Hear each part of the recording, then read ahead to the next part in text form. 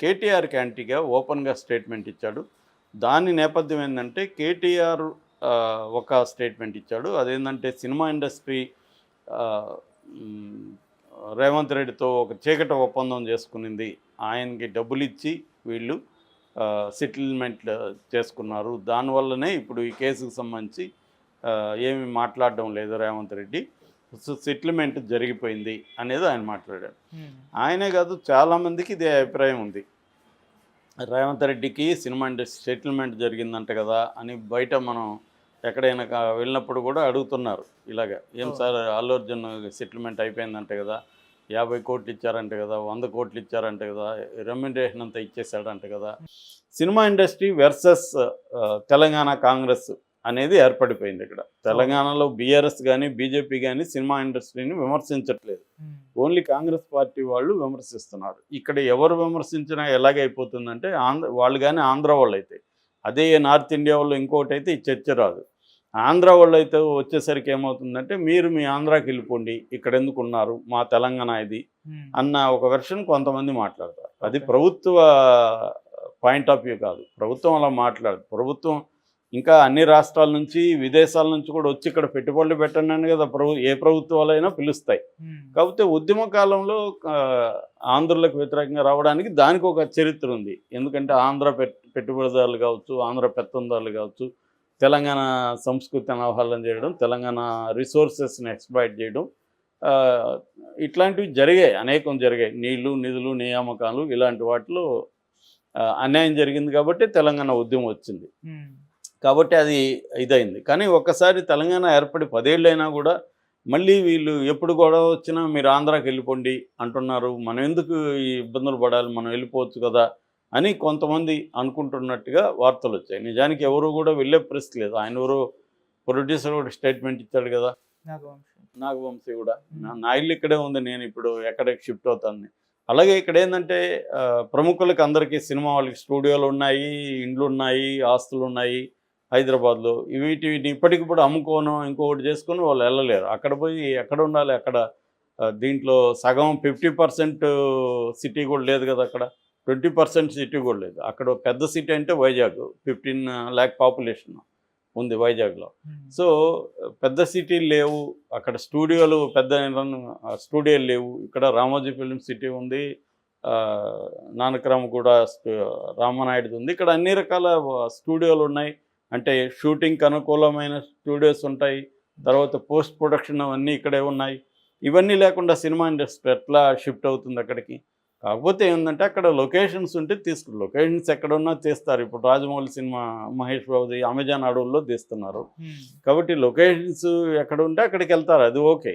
కానీ cinema industry వెళ్ళడం అంటే ఏంటి? బేసిక్గా షూటింగ్స్, అంటే ప్రొడక్షను, ప్రీ ప్రొడక్షన్ ఎక్కడైనా చేసుకోవచ్చు.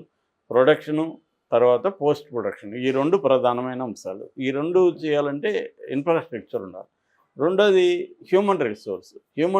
ఇక్కడ టెక్నీషియన్స్ దగ్గర నుంచి జూనియర్ ఆర్టిస్ట్ దగ్గర నుంచి అందరూ ఎస్టాబ్లిష్ అయిపోయినారు. వీళ్ళందరూ ఇప్పుడు అక్కడికి వెళ్ళడం కష్టం. అక్కడ తయారు చేసుకోవాలంటే అక్కడ ఎడిటర్లు, కెమెరామెన్ వీళ్ళందరూ తయారవ్వాలంటే అక్కడ టైం పడుతుంది కదా. కాబట్టి ఇబ్బంది. ఇప్పుడు నేషనల్ లెవెల్లో కూడా హిందీ ఫిల్మ్ ఇండస్ట్రీ, హిందీ మాట్లాడే వాళ్ళు చాలా రాష్ట్రాల్లో ఉన్నప్పటికీ ముంబైలోనే ఎందుకు హిందీ ఫిల్మ్ ఇండస్ట్రీ ఉంది, మిగతా రాష్ట్రాలకు ఎందుకు వెళ్ళలేదు అంటే అది కూడా అక్కడ కూడా ఆన్సర్ అంతే. తమిళనాడు అయినా అంతే. తమిళనాడులో చెన్నైలోనే ఉంది కదా, మిగతా మదురై, కోయంబత్తూరులో ఎందుకు ఇండస్ట్రీ లేదు? సో ఎక్కడైనా కూడా ఒక సిటీలో ఇన్ఫ్రాస్ట్రక్చర్ అంతా డెవలప్ అయి ఉంటుంది. దానికి సంబంధించిన మొత్తం సిస్టమ్, ఎకో సిస్టమ్ అంతా ఒక దగ్గర ఉంటుంది కాబట్టి అక్కడే ఇదవుతుంది అన్నమాట. దీన్ని డీసెంట్రలైజ్ చేయకూడదని ఏం కాదు, కానీ అది టైం పడుతుంది. డీసెంట్రలైజ్ చేయాలి కూడా. ఎందుకంటే ఇవాళ టెక్నాలజీ వచ్చినాక ఒక దగ్గరే ఉండి సినిమాలు తీయాల్సిన అవసరం లేదు, ఎక్కడైనా ఉండి సినిమాలు తీయచ్చు. కాకపోతే ఏంటంటే పెద్ద సినిమాలు చేయాలనుకుంటే మాత్రం ఈ ఇన్ఫ్రాస్ట్రక్చర్ అంతా, చిన్న సినిమాలకి పెద్ద ప్రాబ్లం లేదు. ఏదో ఒక 2 కెమెరాలు తీసుకొని వెళ్ళిపోతే ఇవాళ పోస్ట్ ప్రొడక్షన్ కూడా యూనిట్ తీసుకెళ్ళిపోవచ్చు. మేము కిల్లింగ్ వీరప్పన్ ఆర్జీవీతో చేసినప్పుడు ఎక్కడో అడవిలో చేసాం, ఎల్లాపూర్ ఫారెస్ట్లో ఎడిటింగ్ సెటప్ తీసుకెళ్ళిపోయినాం. అక్కడే ఏ రోజుకి ఆ రోజు ఫుటేజ్ ఎడిటెడ్ అయిపోయేది. సో అలాగా ఇవాళ డీటెయిల్ టెక్నాలజీ కాబట్టి ఎక్కడైనా చేసుకోవచ్చు.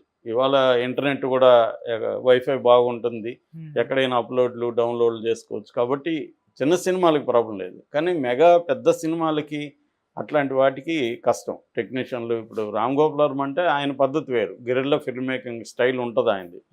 కానీ ఇక్కడ అట్లా ఉండదు కదా. మిగతా సినిమాలకి ఇక్కడ స్టూడియోలు కావాలి, సెటప్లు కావాలి, ఇవన్నీ ఇక్కడ ఎప్పటి నుంచో ఎస్టాబ్లిష్ అయింది. కాబట్టి టైం పడుతుంది.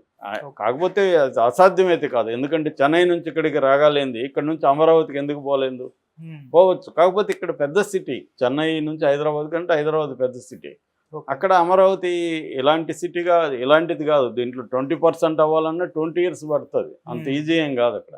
ఎందుకంటే పెద్ద ఎత్తున డబ్బులు పెట్టాలి, దాని మీద ఇన్వెస్ట్ చేయాలి. అంత ప్రభుత్వం దగ్గర ఏముంది? ఇప్పుడు ఏదో world bank, Asian development bank 20-25,000 crores ఇస్తుంది. దానికి ఏ మూలకు సరిపోతుంది? కాబట్టి అది టైం పడుతుంది.